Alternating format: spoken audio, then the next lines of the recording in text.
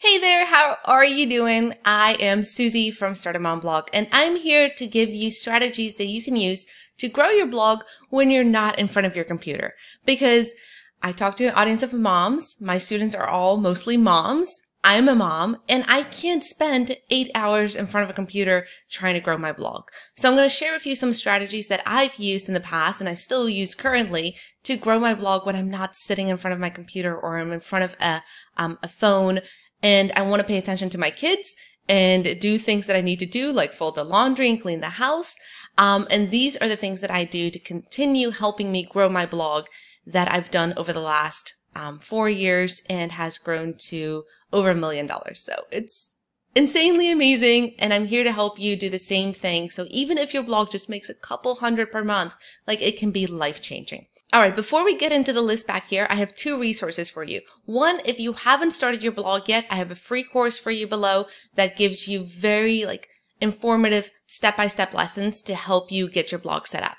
And secondly, if you've started your blog, I have the Blog Growth Cookbook. It has 208 recipes for success to help your blog grow. So that's below as well in the description. All right, so let's get into it.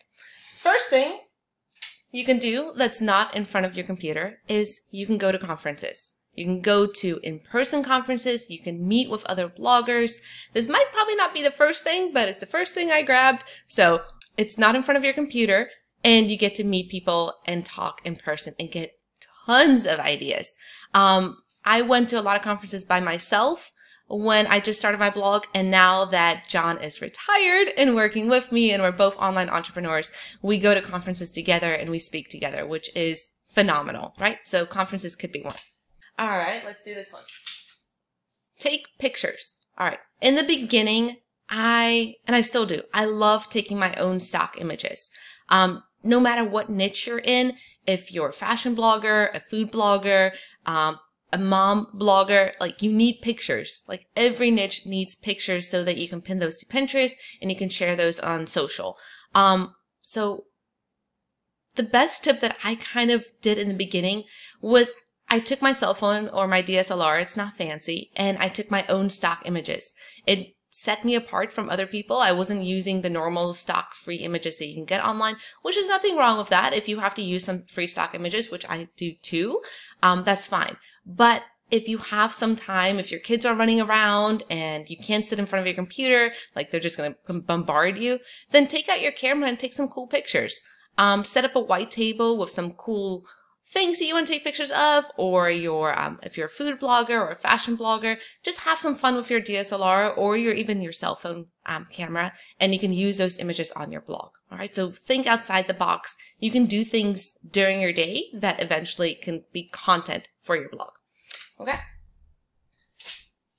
In-person meetings. So before you even go to these big conferences, see if there's somebody in your friend circle, in your family circle, maybe the moms at school, somebody who can start a blog with you and you guys can grow together, and then you can meet for a coffee date and you can talk shop.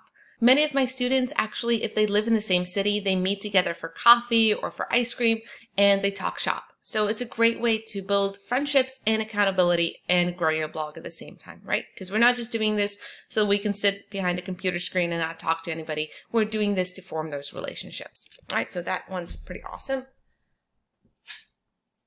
Bullet journal. So this is one of my little tricks that I do. I'm not always in front of my computer. I can't be. I have 3 little kids. I have a husband. There's life things. We all have things and people that rely on us and that we're responsible for. So I carry my handy dandy bullet journal around. So this is a second one. My first one was red and it's filled from cover to cover with notes. So this is my current bullet journal, and sometimes my kids get a hold of it. And this is notes from my children. But I just put anything I have ideas about, or blog posts, or growth strategies, or people I want to talk to. I put that all in here. Even a blog post, I start outlining it in my bullet journal. And that's really helpful so that when you sit in front of your computer, you're not brainstorming and thinking in front of your computer. You're doing. You're taking action. Your computer time, I don't want it to take up your entire day because that's just not feasible. I want you to sit in front of your computer when you do and really take action and create content. Computer time is not for thinking. This is for thinking, like being around your house, folding laundry, driving in the car. That's for thinking time. And then you can jot things in your notes down in your bullet journal. But your computer is for working time. Okay? So bullet journaling is awesome. Here you go. I love this one. This one's one of my favorite. Okay. And it's a great excuse to go to Hobby Lobby or Target. So I get a ton of ideas and inspiration when I'm out and about. And I think a lot of people do. So I would go to Target or Hobby Lobby. Those are two of my favorite places. And get inspiration and creativity. Because those stores, especially Hobby Lobby or any kind of craft store that's close to you, it's filled to the brim with all these cool creative ideas. And that might not be your niche, but how can you apply what you're seeing there that's so beautiful and apply that to your niche? Maybe there's something beautiful or cute, but you can apply that to your picture when you take your food pictures. Or it can be a prop in your fashion picture. There's just a ton of different ideas that you can get when you go out in the world and you go to these stores. If crafting is not really your niche, then go to fashion stores. Or better excuse, if you have a food niche, go to restaurants and get inspiration. Like go around town and be out and immerse yourself, because sometimes sitting in front of our computers, scrolling through Pinterest or Instagram is overwhelming, and it doesn't give you that energy of going out and seeing it for yourself. Like I find myself sometimes really getting overwhelmed with just scrolling and scrolling and scrolling online, and it's this never ending scroll.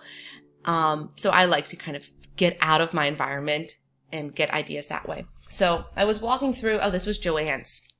Walking through Joann's, and I bought these beautiful scrap paper.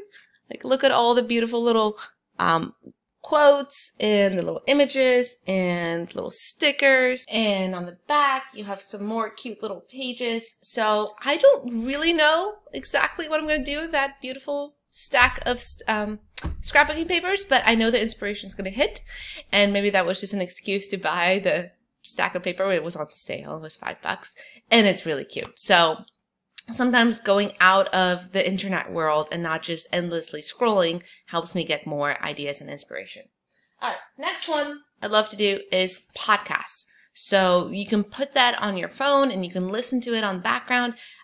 In the car as you drive the kids to school or go pick them up, when you're folding laundry, because that's a daily activity here in this house.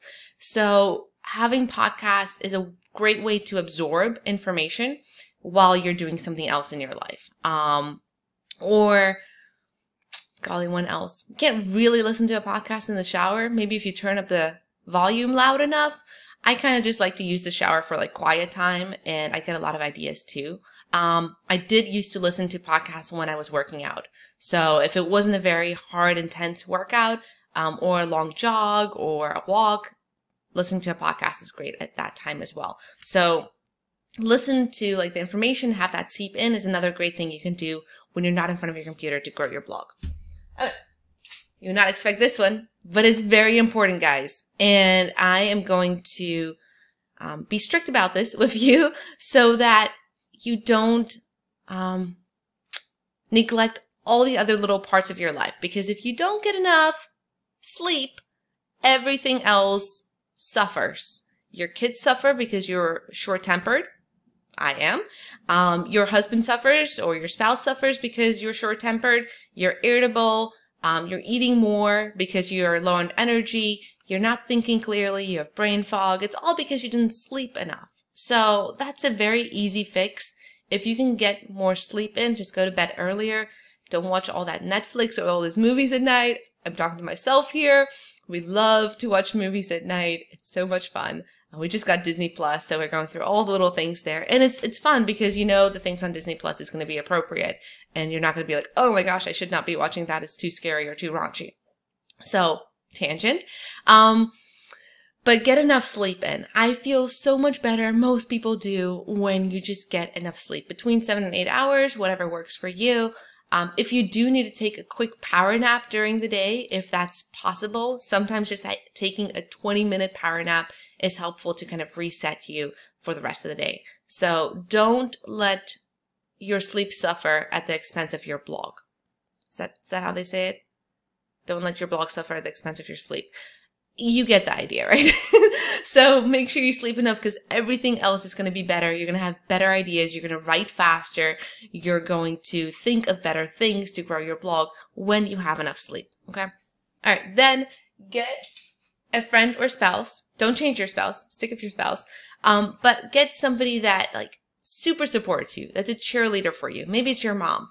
I know my mom in the beginning helped me share my blog. I used to get some like page views from her friends, and I knew it was her friends coming to my blog, but it didn't matter. I still love just kind of seeing my page views tick up. So having a friend or a spouse or your spouse really support you is super helpful. If your spouse is busy or not that interested, then get a cheerleader friend and tell them, hey, I'm going to tackle this new thing. I'm going to start my blog. I'm going to grow my blog. Could you be there to help me? And is there something that I can hold you accountable to? Maybe they're going through a weight loss journey, or they want to improve their relationship with their mother-in-law or whatnot. But create that accountability with a friend or with your spouse to keep you on par with blogging and sticking to it. Okay. Man, I don't like the Post-it notes that come through, like the zigzag ones, because once you write on them, then they're like flipped. So that's why this one is upside down, because it's sticky sticks. Okay, you guys get it.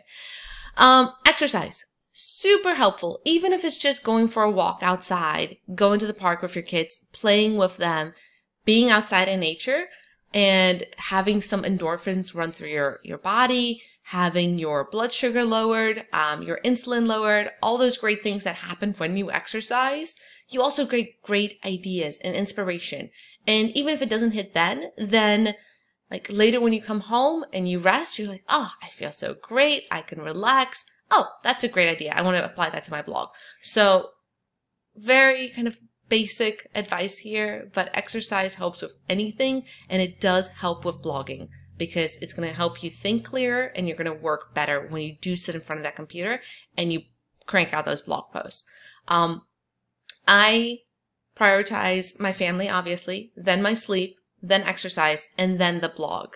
So I need to like make sure my family's okay, and then make sure my health is okay, and then start my blog, because if those two things aren't okay, then I'm just going to sit in front of the computer and twiddle my thumbs, because I'm going to be thinking about my family. I'm going to be thinking about my kids. I'm going to be thinking about I'm too tired. I can't write.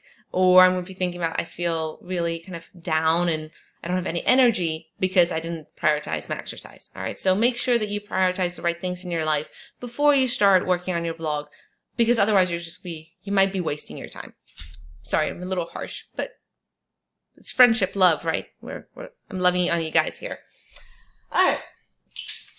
Another one, read books and magazines count. Magazines is kind of like the little shortcut from going to Hobby Lobby or going to the fashion stores or to the restaurants. It's a cheaper way of getting all that inspiration is by just browsing through like really awesome magazines that are in your niche. So kind of little hack. If you don't have a lot of time, if you can't really leave the house, your kids are small, or you just don't want to leave today, you don't want to go shop and buy something, getting a stack of magazines is really, really helpful. And they don't have to be like the most current magazines. Sometimes you can get really great inspiration from older ones. So ask your friends and family if they ever have like old magazines lying around. You'll take them, and you can get a ton of inspiration, not just from the images, but from the article titles. Like, look at the front cover of magazines and see the titles that they're using, because that's exactly what you're doing on your blog to grab people in to get them on your blog. The same way magazines have these awesome titles on them to grab you so that you purchase it through the checkout line. Okay. So magazines is like the secret little, it's a physical blog. It's a secret little key of seeing, okay, how blogs are done on paper. And then you can apply some of those and then you can apply some of those tips and techniques to your own blog. All right. So really cool one. Oh yeah. And you can read books too. Books are fantastic. You can listen to audiobooks. Really awesome. Same thing as like the podcasting. You can listen to that. I know I should read more.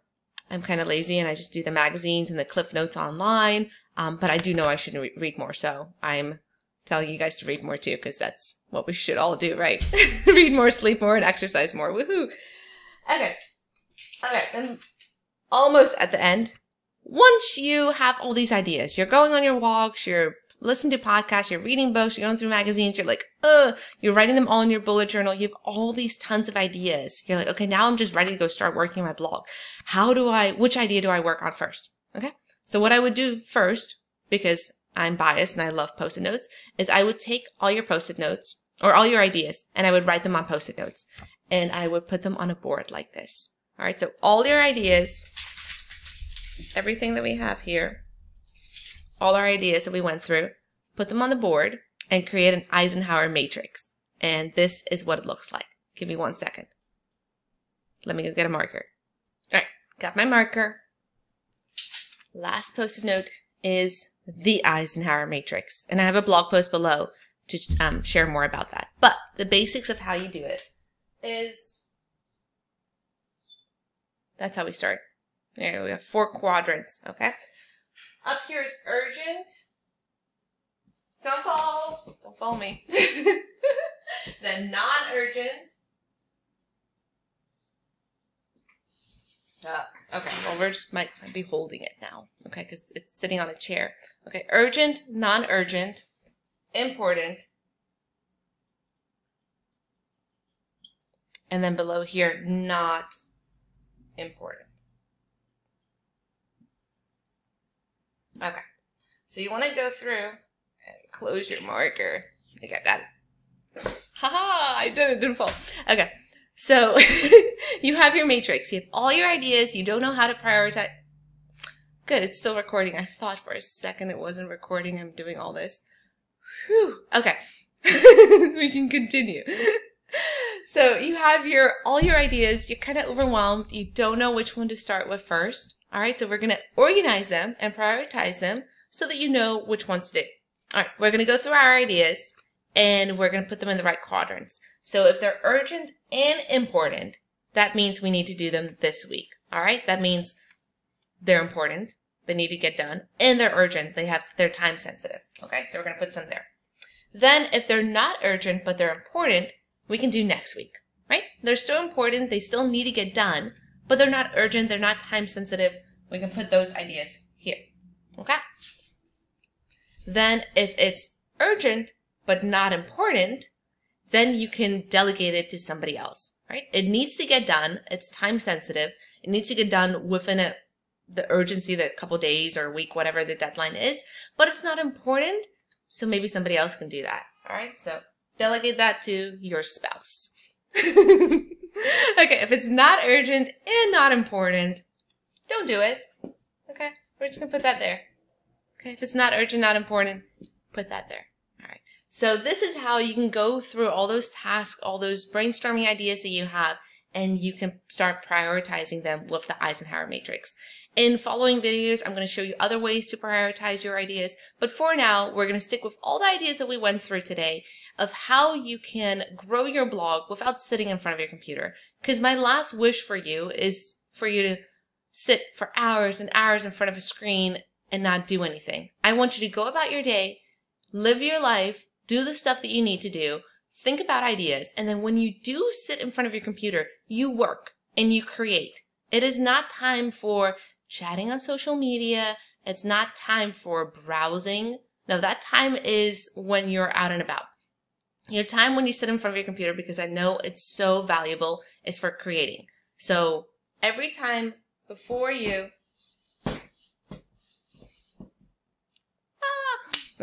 before you sit down, here's another little tip. Before you sit down and work on your computer and you're like, okay, I have an hour, you have to have a goal. What are you going to accomplish in that hour? Are you going to create 10 pin images? Are you going to write a blog post? Are you going to start working on your first ebook? Like, what are you going to do so that when you do sit in front of your computer, you're productive and efficient? All right. I hope that was super helpful. The video went a little longer than I thought. Hope you guys liked it. Again, if you haven't started your blog yet, there's a free course, the blog plan, down in the description. Go through that to help you set up your blog. If you already have your blog set up and you're kind of slowing down and you need some more growth strategies, get the blog growth cookbook. It has 208 recipes for success to help you grow your blog. And it's the things that I've done to grow my blog to over $1 million. All right. Again, if you have any questions, leave a comment and I'll see you in the next video.